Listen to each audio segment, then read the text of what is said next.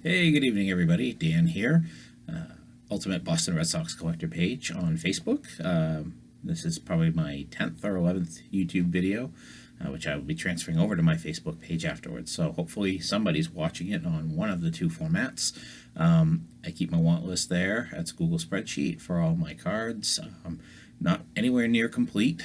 Hopefully, once I get this video done tonight, I'm going to be working on another 2000, probably anywhere from 2006 to 2008 lists, and getting those uploaded as soon as possible to my want list. But check it out. Tonight I want to talk about a couple things. I had just had a very small mail day today. A couple things came in the mail. And then I wanted to show off some of my autographed magazines and publications and talk about a special baseball that I have that I picked up about a year and a half ago from a fellow collector. So let's start off with today's mail day. Again, nothing too spectacular in there. First card is a 2020 Donruss season stat line Xander Bogaerts. This is my second one of these cards for the set. Just slowly picking up a card here and a card there, trying to piece that set together.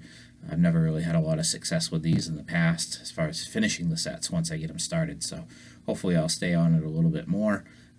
But yeah, Xander Bogaerts, that one is numbered of 309, number 227 of 309, and commemorating his 309 batting average in 19 rather. All right, and then I actually picked up a parallel lot of David Ortiz cards. It was just two cards, and the first card I'm going to show is from 2016 Bowman, and I don't know what the parallel is. It looks like the regular base card. I'm going to have to do a little bit of research on this and figure out if it appears to have a black border. Maybe it's a black border card. I know they did paper cards as well. Bowman got a little confusing those couple of years, so I'm going to dig more into that. If anybody knows, feel free to comment.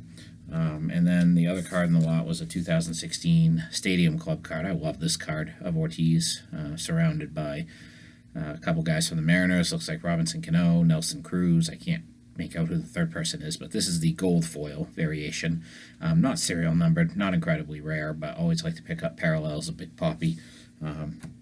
So that was all that I received in the mail today.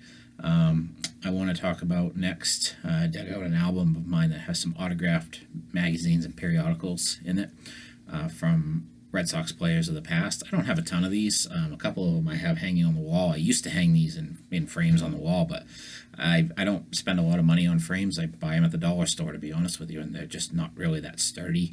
Had an issue with the double-sided Velcro coming off the walls, and they fall, and the frames break, and the magazines end up getting damaged. So I decided to just go the binder route with them. I'm just going to show off some of the ones that I have here. Bear with me for a second.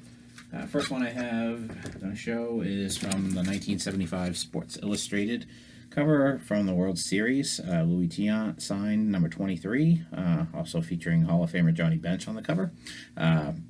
Picked this one up a few years ago. I'd say probably 3-4 years ago. I don't think I paid more than $5 for it. A lot of times you'll pay close to that for the unautographed version of that magazine. Next one I have is a 2004 Sports Illustrated with Curt Schilling on the cover, autographed by Curt Schilling. Schilling's signature is just basically a couple of big circles, but very cool. Love to get anything Curt Schilling in a Red Sox uniform. We all might have an opinion of him today. He's a little outspoken. Kind of making him difficult for himself to get into the Hall of Fame, but a lot of people think he's going to probably get in next year. A lot of people thought he was going to get in this year. This one right here is from 1986.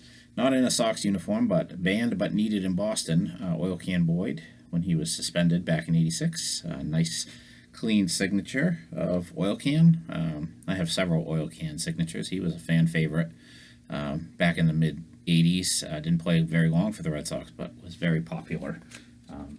And not a bad pitcher. Wasn't great, but wasn't terrible. That is just the cover of that, by the way. This is I believe this is a Beckett back cover.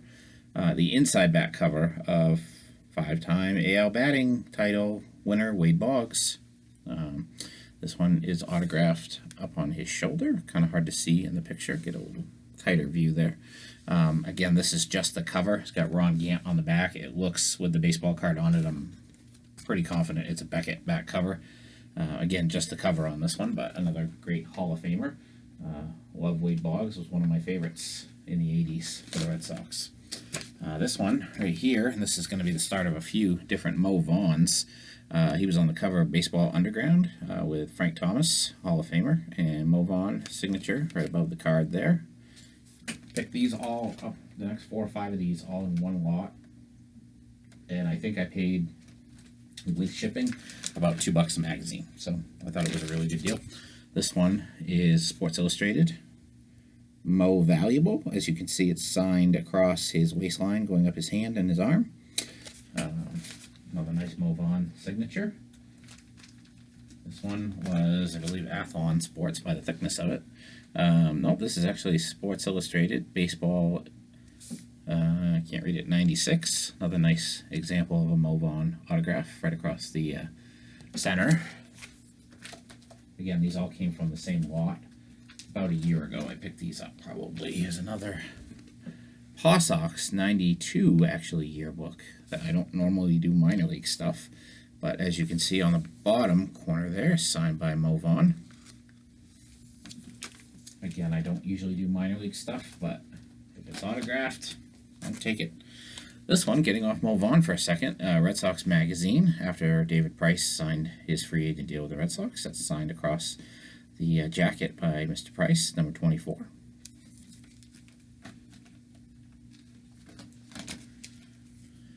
And who can forget this guy? Hair Today, Die Hard Magazine, Johnny Damon. Signed nicely right across the center of the jersey, right under the Red Sox there. Oh, Johnny Damon. Solid ball player, never going to be a Hall of Famer, but always was a really good ball player, and of course was the hero of Game 7 of the 2004 ALCS with 2 home runs and that big grand slam. So, one of my favorites, Mr. Evans, Dwight Evans, Dewey. His lone Sports Illustrated cover, signed nicely across the leg there. Love me some Dwight Evans. Check out my other videos. I had a nice Rawlings Mini Gold Glove Award of Dwight Evans that was signed. Really cool. This one, a guy who I still think's gonna be in the Hall of Fame, Mr. Roger Clemens, Beckett Magazine from 1991. Looks like the July issue. Signed nicely right across the midsection there, showing his 84 Fleer Update card, a card that I still do not own. Always check them out, but I haven't really been able to find one. Probably going to end up buying it graded because there's a ton of counterfeits out there, and I'm really not that savvy in picking out counterfeits from real cards because they do them so well now, and that's unfortunate, but that's a card on my wish list. And this one right here, this one I picked up in a lot of media guides that I picked up. This is a 1979 media guide with Jim Rice, the 78 AL MVP on the cover. Signed by Jim Rice. It's a nice big signature. Goes basically across the whole lower half of his body on there. I actually have a regular 79 media guide that is not autographed by him for my regular media guide collection. So that's just a little binder. I do have a Mike Greenwell and a Matt Clement also that are actually still in frames that I have not. They are actually paper covers. So the Greenwell actually isn't, but the Matt Clement is like a Baseball Weekly cover. So it won't really fit into a top loader. It's a little too big, so I just leave that one in the frame. So some nice pieces there. And the last thing I want to talk about today is a baseball that I acquired. Somebody reached out to me. This was probably close to 2 years ago now. Somebody reached out to me on my Facebook page and said that they had a brother who worked in the Red Sox organization in the minor league level, in the lower levels of the minor league. And he actually worked in the Carolina Leagues. He was an employee of the Carolina, can't think of the word I'm looking for here, version, I guess, for now. I can't think of the word I'm looking for. The Carolina League Red Sox team.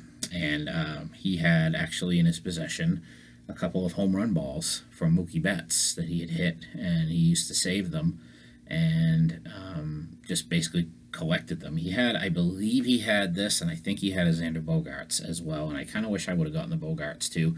I didn't actually spend anything on this, but this was really cool. And again, it's a Carolina League ball, and it's a great story. Could be made up for all I know, but the guy, like I said, he came to me and thought it would be really cool if I had something like this for my collection. It's an official Carolina League ball. Definitely got some wear on it.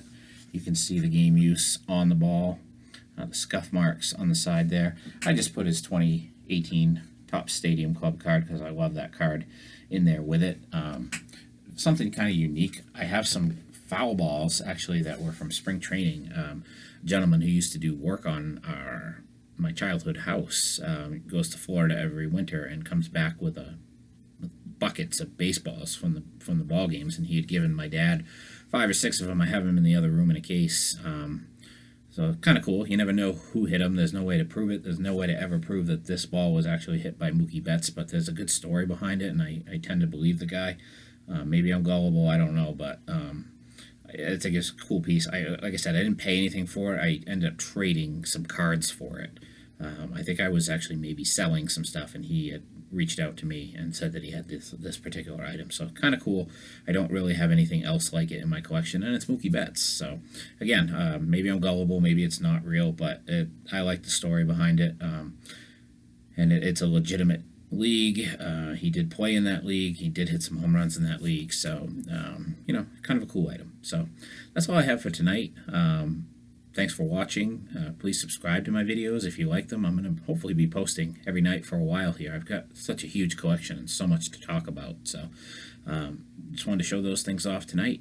And that's all I have. Everybody have a safe and happy Easter. And I will probably do a video tomorrow night, maybe not, but definitely be back on Monday. I'm expecting quite a few things in the mail on Monday. So that's all I have for now. Have a great night, everybody.